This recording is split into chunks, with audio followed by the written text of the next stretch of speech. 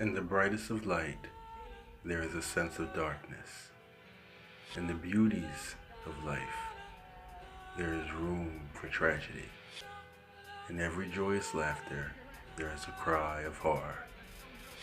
These are the nightmares of American poverty.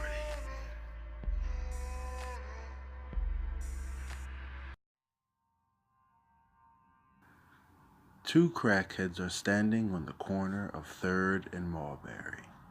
3 a.m., judging by the full moon lurching in the sky. They argue and blame one another for a lost bump. One's a grandmother, another a former shell of a high school track star. These crackheads, diseased by addiction, of course, but all that is up for debate by the person watching them. They do not know, nor would they have really cared if they had known. That's the beauty of addiction, ignorant bliss. Before the sun has risen across the small ghetto, the person has had their move. And as for the two crackheads, they are safely being stored in the person's floorboards and freezer. By now, a few more junkies and a couple hookers have been chosen by the person. No one cares. That's why when you kill the most unnoticed.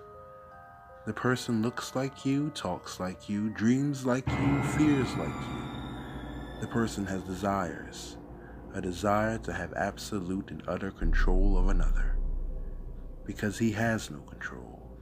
His life is work and darkness, longing for his hedonistic passions to boil over and manifest themselves.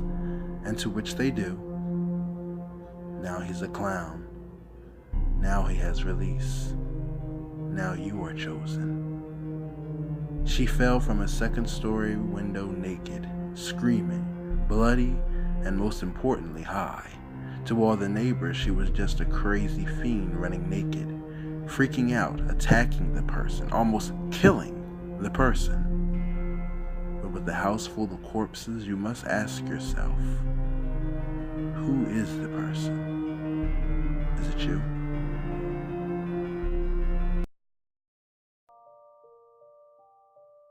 A new pastor arrives in town. He is tall and sleek and a regular man, a good Christian man.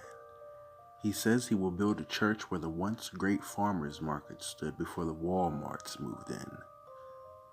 For now, though, the pastor stands on a street corner yelling and barking things only the sane would ignore.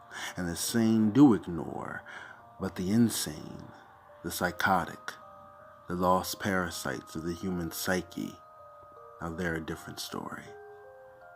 Yet there is both an intoxication and a repulsion from watching him preach. His pulpit, the graffiti-covered sidewalk, his congregation, a slowly growing horde of the lost and destitute. His words crawl and worm their way into your heart. His wisdom of the stars and of the corrupt police force and even the clown that stalks the city streets. The people worship him, praise him for a God he ought not be. He makes them feel special and whole, giving their lives meaning from the worthless shabble of drugs and shootouts. Before long, I am slitting the throat of the police chief in our city with others. We praise our God. He is us and man and you and me. Despite what the news may say, we are not a cult, and we will find the clown. Hey guys, if you liked this horrifying episode, please like, subscribe, and comment in the section below. And please stay tuned for more nightmares of American poverty, only on Pure Addiction TV. Stay addicted.